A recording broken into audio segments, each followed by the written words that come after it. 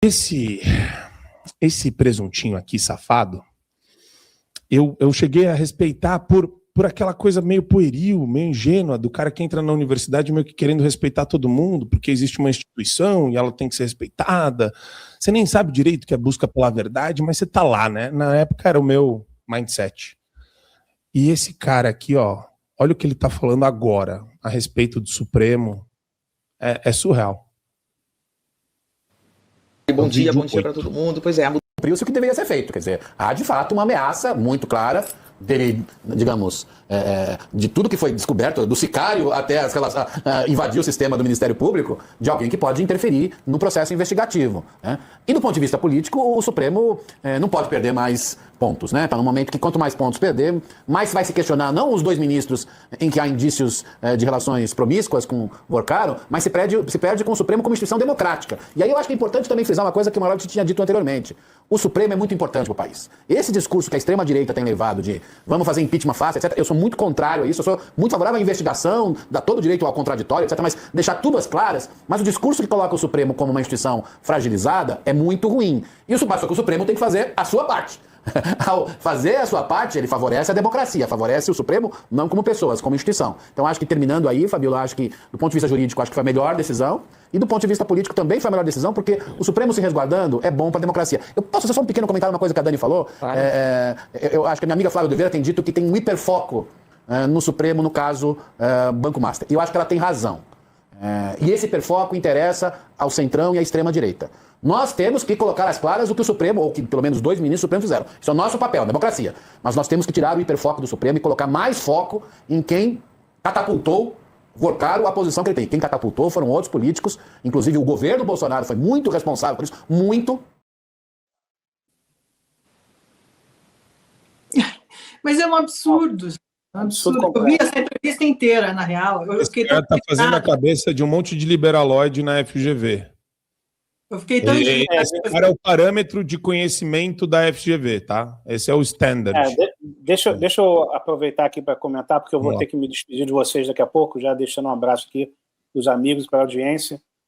Mas eu queria pegar justamente esse ponto que esse cara está falando, né? Ele está falando que para preservar a instituição, uma instituição que justamente serve de fachada para o cometimento de uma série de crimes e de delitos e de possíveis envolvimentos em corrupção associado ao Banco Master, né?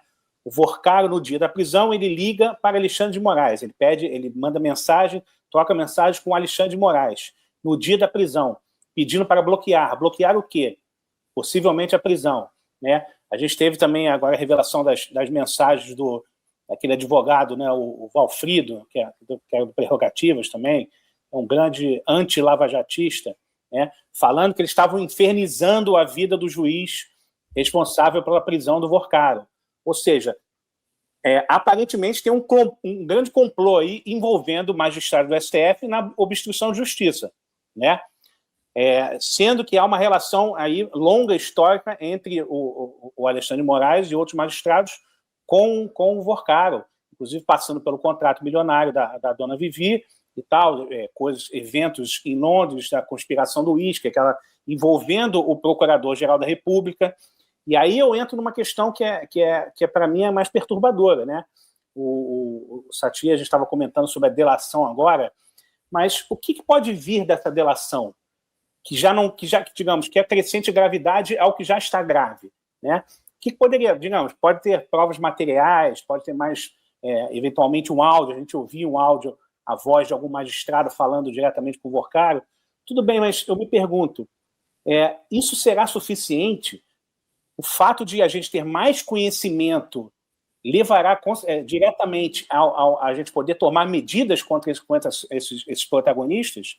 Porque o fato de ter conhecimento não implica necessariamente que a sociedade brasileira vai ter meios de agir, né? Porque as instituições estão totalmente aparelhadas.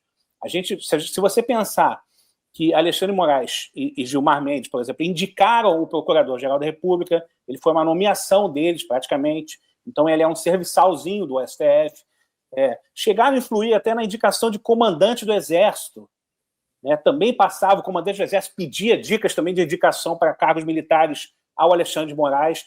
Então a gente está num nível digamos, de ocupação do poder por causa desses caras, que talvez o conhecimento de uma delação, o que o Vorkala vinha contar, não vai gerar nada, vai gerar muita indignação, um escândalo, talvez um pouco vai aquecer a panela, algumas pessoas vão fazer manifestações, jornalistas vão ficar muito indignados, mas e aí?